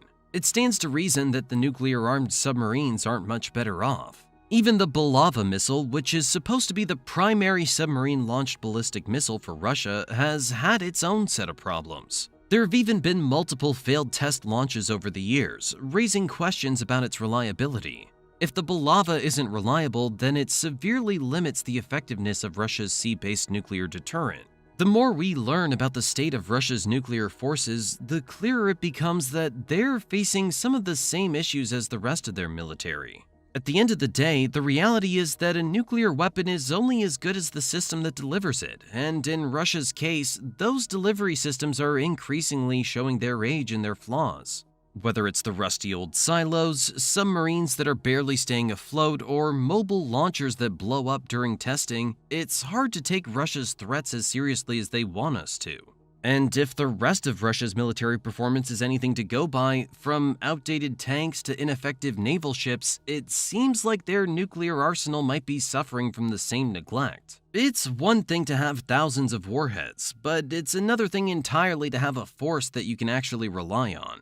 We can say with extreme confidence that Putin is the most hated man in the world right now. This is because between 2022 and 2023, he has reportedly survived 6 assassination attempts on his life. Trust me, there have been a lot more than just 6 attempts, but the Kremlin has kept them hushed to save face. The Russian leader has been using a lot of resources and labor to create and maintain a facade of total and utter control of his subjects, but the truth is that everyone hates him. Putin would just like us to think that it is only the global West that is out to get him, and not his fellow Russian citizens, who apparently have no problem with his totalitarian rule. But that is a false narrative. Where there is smoke, there is definitely fire, and these 6 attempts that we will discuss today will show you that Putin is losing favor quickly. From drone attacks to planted bombs and even attacks on his motorcade, Putin has been dodging bullets left, right, and center. In this video, we will look at these assassination attempts and talk about what Putin has done to amass all these enemies.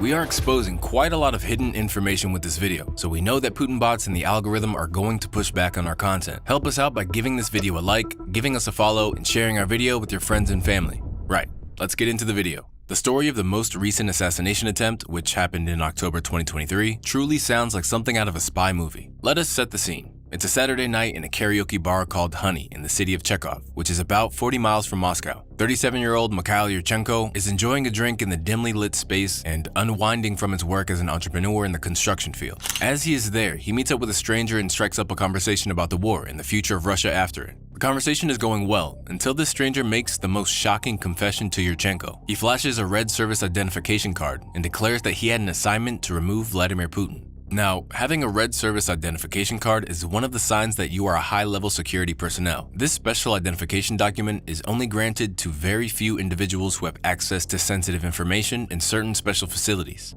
Yurchenko was disturbed by the confession and decided to change the topic immediately. After he left the bar, he continued to think about the encounter, and it didn't sit well with him. What if he ignored the report and a successful assassination attempt was really carried out? He did not remember his drinking buddy's name or get a good look at his ID card, but he thought that it was very important to report the story. As soon as Russia's Ministry of Internal Affairs learned of the plan to kill Putin, the Russian security services began hunting for one of their own in connection with the alleged plot. The bar is very popular with Russians from various secret agencies, so the Russian secret services were on high alert and looking for this man. One of Putin's biggest fears has always been that he will be taken out by someone in his inner circle, and this assassination attempt is proof that it could be a possibility. This mystery agent was definitely from the inside, meaning that the job could have been given by someone of influence in Russian politics. We know that Russian oligarchs and military leaders have been very vocal about their discontentment with Putin, so there is nothing that would stop them from facilitating an assassination. This seems very extreme. But the first question should be, how terrible of a leader is Putin for his own people to want him dead? A Western intelligence official stated that right from the beginning of the war, Putin's inner circle was already alarmed by his actions. As the situation worsens in Ukraine, his inner circle could be looking to launch more assassination attempts against him. This has increased Putin's fears for his life tremendously. One of his former security officers reported that Putin was so paranoid that he made armed divers look for would-be assassins on his private beach, and that he deliberately gave fake travel information to his own bodyguards. The strong man is no longer fortified, and attempts like this are proof of that. While there is mounting frustration with Putin coming from his Russian citizens, we all know that the Russian people are not the only ones who want Putin out. Members of the international community have also tried their luck with interesting results. This time around, the second alleged assassination attempt has been pinned on Ukraine. According to Russian security chiefs, the Kremlin was attacked by 2 drones that were headed straight for the Russian president.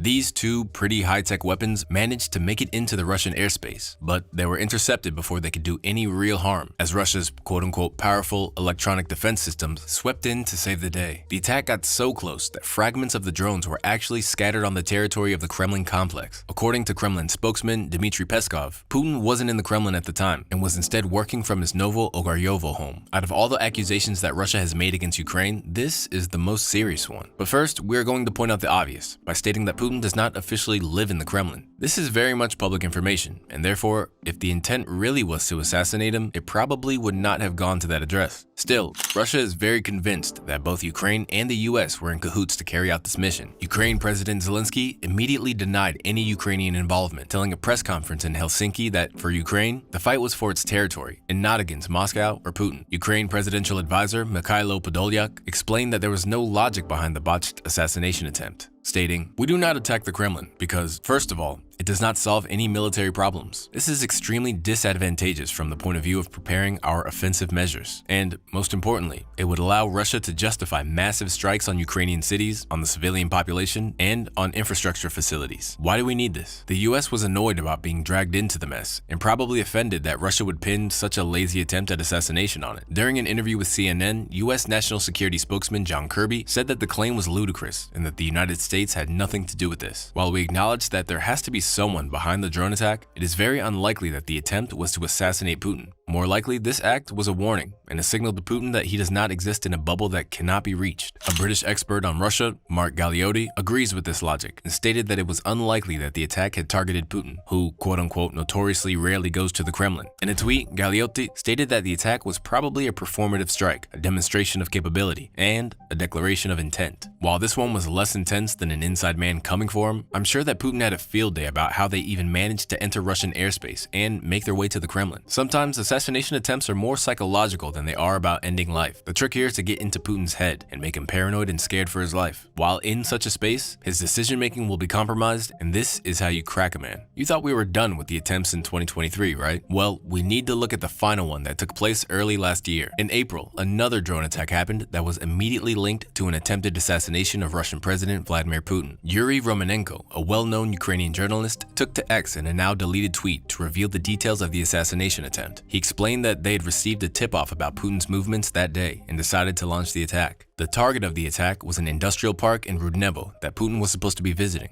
The 3.2-yard drone, which weighed about 187 pounds, came crashing from the sky and then landed in some trees in Vorovsky village near Noginsk, which is quite close to Moscow. The weapon was traveling at a speed of 111.85 miles per hour, or 180 kilometers per hour, and had a flight range of 496.67 miles, or 800 kilometers. Locals in the area spotted the wreckage and called special services. Romanenko stated that the drone was unsuccessful, but made it a point to state that it made it through Russian air defenses. The story was really hush-hush in Moscow, but a German outlet named Bild ran with the story and headlined it, "The 17 kilograms of explosives were meant to kill Putin." According to the German report, the drone, quote-unquote, looked similar to the Ukrainian UJ-22 Airborne and was loaded with Canadian explosive charges M112. Sergei Somleny, a Russian-born journalist and Eastern Europe political analyst, commented on the attack, stating that a precise strike on Putin using a kamikaze drone was never going to work. But the fact that the drone made it so close to the industrial park that Putin was going to be at is a cause for concern. Surprisingly, unlike the attack in May, the Kremlin was not interested in claiming this attack against Putin. The Kremlin spokesperson denied that Putin had any major public appearances planned in the coming week, and called the German publication's report a tabloid hoax. This denial seems to be a blatant lie, and Romanenko claims that Putin's outings had to be cancelled because of the drone strike. Why was the Kremlin trying to cover up this particular assassination attempt? Well, it is important that Russia displays an image of being unshaken by such attempts. And that is probably why the Kremlin worked hard to make it seem like the attack was nothing. The real situation on the ground was that Putin was probably shaking in his boots, and some officials had to answer about why the drone made it that close. All of these attempts seemed far away from Putin and harmless. But in September 2022, one assassination attempt hit too close to home. Recently, we crossed 1 million subscribers. Ever since then, we have been flooded with emails asking questions and advice about growing a channel on YouTube. Even though we try our best to reply to every single email, sometimes these take up too much time, or they ask a question we've already answered. That's why we have decided to put all of our YouTube advice in one email bootcamp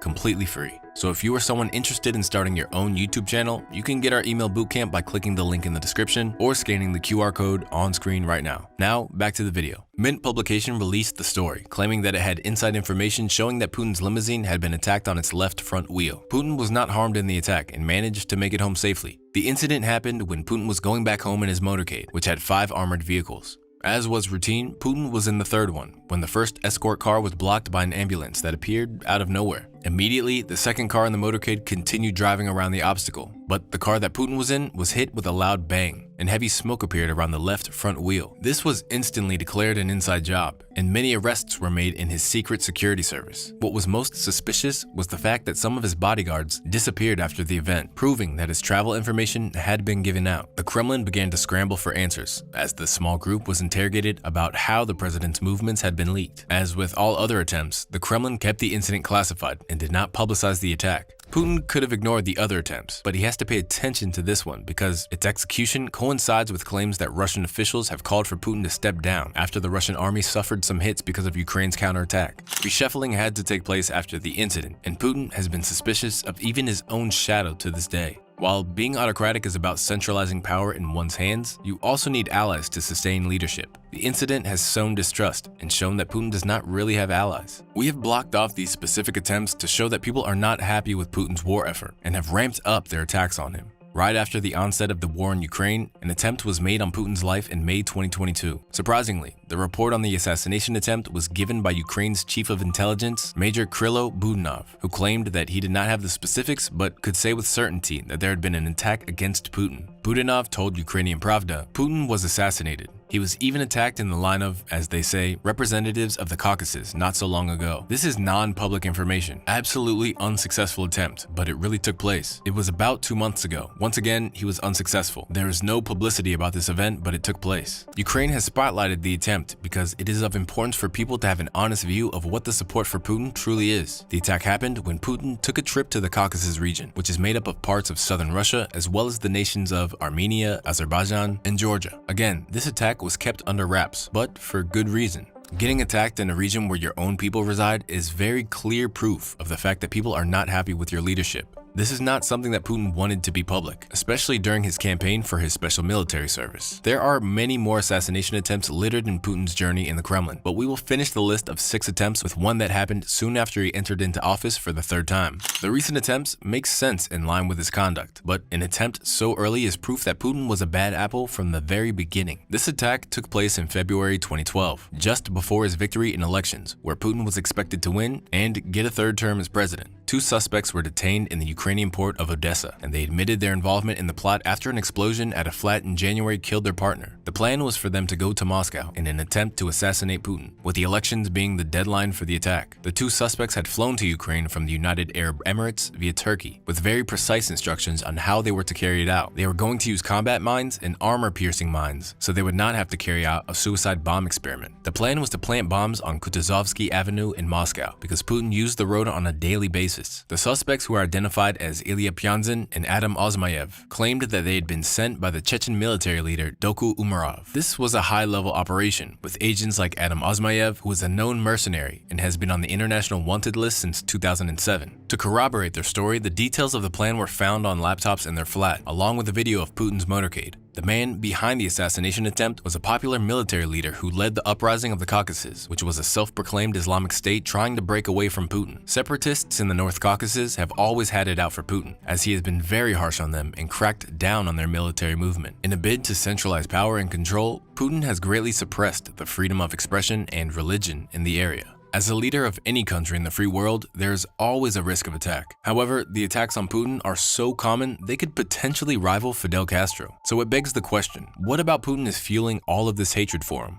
If I were to list everything, we would be here all day, but I'm gonna highlight the most prominent things. To put it plainly, Putin has no regard for human life. In all of his policies and decisions, Putin is driven by his hunger for power, and anything or anyone that gets in the way of that is bulldozed over. The UN's Special Rapporteur for Russia, Mariana Katsarova, addressed the Human Rights Council in Geneva in September 2023 and identified numerous disturbing human rights issues. Between February 2022 and June 2023, over 20,000 people were detained for participating in largely peaceful anti-war protests. What is even more disgusting are the reports of ill treatment during detention. These include reports of sexual violence and rape by law enforcement officials trying to dehumanize anti-war protesters. Probably one of the most damaging acts against human dignity is Putin's pushback against the freedom of expression. Anytime that anyone has spoken in dissent to Putin, it has been labeled false information, and the individual has been charged with discreditation. According to the human rights group OVD Info, in 2023, at least 77 people were convicted and sentenced on false information and 52 on discreditation charges. In October 2023, over 350 people were hit with these charges. These sentences being granted for this bogus charge are definitely an attempt to silence and scare anyone who decides to speak up. In April 2023, Vladimir Kara-Murza, a prominent opposition figure, was given a 25-year sentence in a maximum security prison on charges of treason, false information, and involvement with an undesirable organization. To increase pressure, in March 2023, a new law extended discreditation and false information provisions to cover volunteers taking part in or assisting in armed conflicts. Another prominent case was that of Artyom Kamardin, who was jailed for 7 years for reading an anti-war poem in public. Ms. Katsarova commented on the pushback, stating, "Russians are getting shockingly long prison sentences. It's 7 years for reading an anti-war war poem, or saying a prayer by a priest which was against the war, or producing a play perceived to be anti-war. 2 women are still in prison for that in Russia." Then there is the fact that all of Putin's oppositions are either poisoned, jailed, or dead. Mr. President, thank you so much for taking my question. President Biden has said that he would respond if cyber attacks from Russia do not stop. I'm curious, what did he tell you? Did he make any threats? And a quick follow-up, if I may, sir. The list of your political opponents who are dead, prisoned, or jailed is long. Alexei Navalny's organization calls for free and fair elections, an end to corruption, but Russia has outlawed that organization, calling it extremist, and you have now prevented anyone who supports him to run for office. So my question is, Mr. President, what are you so afraid of? Well, let me just reiterate what I've just said on the so-called, quote-unquote, foreign agents and people who portray themselves as the non-systemic opposition. I think I've responded to your CNN colleagues, but I think these are the rules of the game, so I have to repeat it when I repeat it to your question. Okay, fine by me, I can do it. The United States has a law that spells out that the United States will support specific entities and organizations in Russia. At the same time, the Russian Federation was labeled as an adversary. They went on the record and said publicly that they will stymie the development of Russia. It begs the question, what kind of organizations the United States and the West will be supporting and pay them if we are an adversary? It's quite clear that like the United States back in the 30s, we've labeled them as foreign agents, but we haven't banned them. I mean, they can operate, all right. If you're labeled as a foreign agent, that does not preclude you from operating in the country. Well, if it's an extremist organization, that's a whole new story, whole different story. The organization is in question publicly has called for riots and public disorder.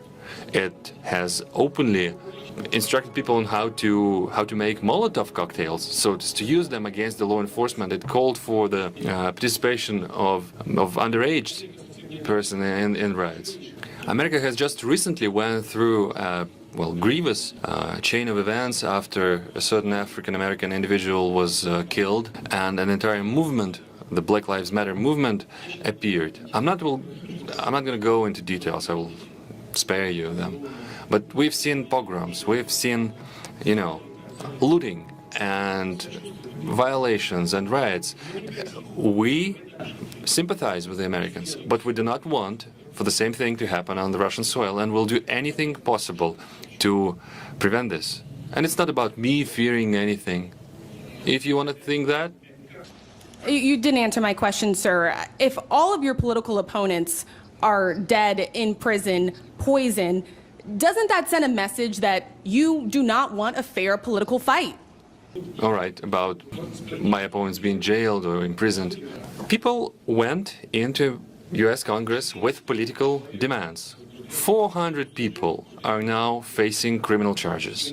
They are facing prison terms of up to 20 or maybe 25 years. They are called homegrown terrorists. They are being accused of many other things. 70 people were arrested right there on the spot. 30 of them are still arrested. On what grounds? Not quite clear. I mean, none of the official authorities from the states are informing us about it, so we don't know that. One of the participants, a woman, was shot dead on the spot. She was not threatening with, with arms or anything.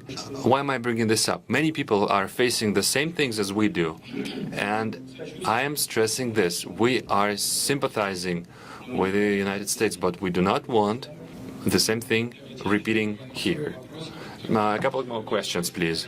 No sympathy should be directed to Putin's plight, considering that Putin is the king of assassinations. The most recent of these is Alexei Navalny, who founded the Anti-Corruption Foundation, which was working to investigate and expose corruption in Moscow. Putin realized that he was gaining popularity amongst the Russian people, and he was barred from running in the 2018 election. In August 2022, there was an assassination attempt against him when he was poisoned and fell ill on a flight from Tomsk to Moscow. Investigations show that the poison used was a form of Novichok, a nerve agent that was also used in the 2018 attack on former Russian intelligence officer Sergei Skripal. After this attempt, he was jailed and later died in February 2024 when he allegedly succumbed due to a combination of many diseases, including pancreatitis. Most people believe he was the victim of an assassination by Putin, and there were widespread protests after his death, which took place around election time. Another famous and well-documented alleged assassination attempt was on Alexander Litvinenko, who was a former Russian spy. He was a former Russian security officer who was in charge of exposing corruption and human rights abuses within the Russian Federal Security Service. He succumbed to a slow and painful death weeks after drinking green tea that was laced with polonium-210 at London's plush Millennium Hotel. Britain blamed Moscow for the attack, and the European Court of Human Rights said that Russia was responsible for his death. Polonium is a highly radioactive and toxic poison that is very rare to come by. This means that whoever was behind this assassination attempt was highly connected. The investigation revealed that former KGB bodyguard Andrei Lugovoy and another Russian, Dmitry Kovtun, carried out the killing on behalf of Russia's Federal Security Service. A lot of assassination attempts against Putin's opponents include some type of poisoning, which has made many people tie these suspicious deaths to Putin. This is why the opposition to his rule is not just external, as people are well aware of what he is capable of and have experienced him as their leader. Putin likes to tell the story of a West that is hell-bent on suppressing Russian greatness because of fear of its influence. But even people that he claims to serve hate him. His expansionist agenda is also vicious, and the international community has been horrified at how far he is willing to go to get what he wants. His annexation of Crimea in 2014 was the first sign that he was bloodthirsty for power. The entire international community condemned him, and sanctions were put in place to try to stop him. A few years after that, his invasion of Ukraine in 2022 was a display of him in his final form. Not only was he ready to ignore the sovereignty of another nation, he was ready to do it while completely blitzing its population. The Office of the United Nations High Commissioner for Human Rights has verified that as of July 31st, 2024, the Russian invasion of Ukraine has claimed a total of 35,160 civilian casualties. Of this figure, 23,640 people were reported to have been injured. What is even more heartbreaking is that the OHCHR has specified that the real numbers are probably higher. This graph shows that of the 11,520 people that have been killed, 633 of them have been children, and of the 24,640 that have been injured, 1,551 of them have been children. Civilian infrastructure has been the main target for Russia, and in October 2022, 100 missiles were launched at Ukrainian cities. In December 2022, Ukraine's military said that 69 missiles were launched, and presidential advisor Mikhailo Podolyak also said that more than 120 missiles had been launched at civilian infrastructure. This is completely different from Kiev's approach, which has been focusing its airstrikes on taking out Russian military supplies and other key support structures. You see, even in war there are rules, and one of them is that, as far as possible, both sides should minimize casualties. Putin does not subscribe to international law, and has always done his own thing. Well, meanwhile, there's a look now, a new look at some of the destruction that is happening in Kiev. Aerial footage showing the city, parts of it just destroyed from some of the shelling. And many residents are having, obviously, to leave town. Look at these apartment buildings. It's unbelievable. And so this morning we're told that frequent shelling has been heard, although more distant in recent days. The loud thudding that could be heard, the air raid sirens that go off almost on a minute-by-minute basis. Vladimir Putin is trying to control the talking points, banning media outlets from using the term war when talking about the ongoing attacks.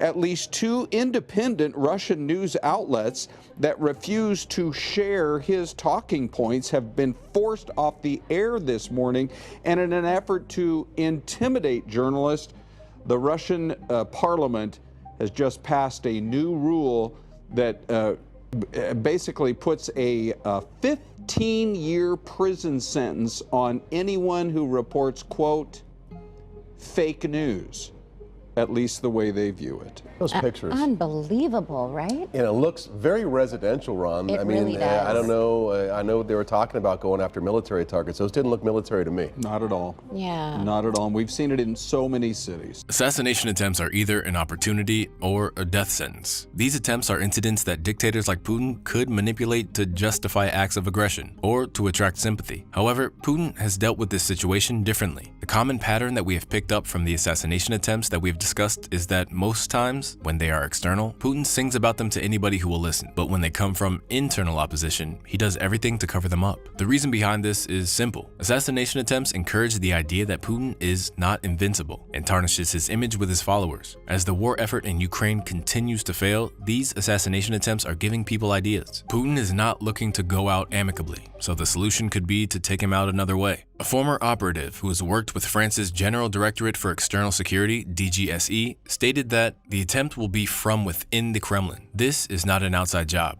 The 6 assassination attempts that we have discussed in this video are a small number of the reality. Both internally and externally, the move to end Putin has been going on for as long as he's been in power. The spotlight has been on his actions in Ukraine, which have fueled the attempts between 2022 and 2023. But people have been trying even before he was president of Russia. As long as Putin continues his aggression in Ukraine, we can be guaranteed that he will continue to look over his shoulder, as these attempts will only increase. In any case, these attempts communicate something that has been clear for a while. Putin is losing his grip on power.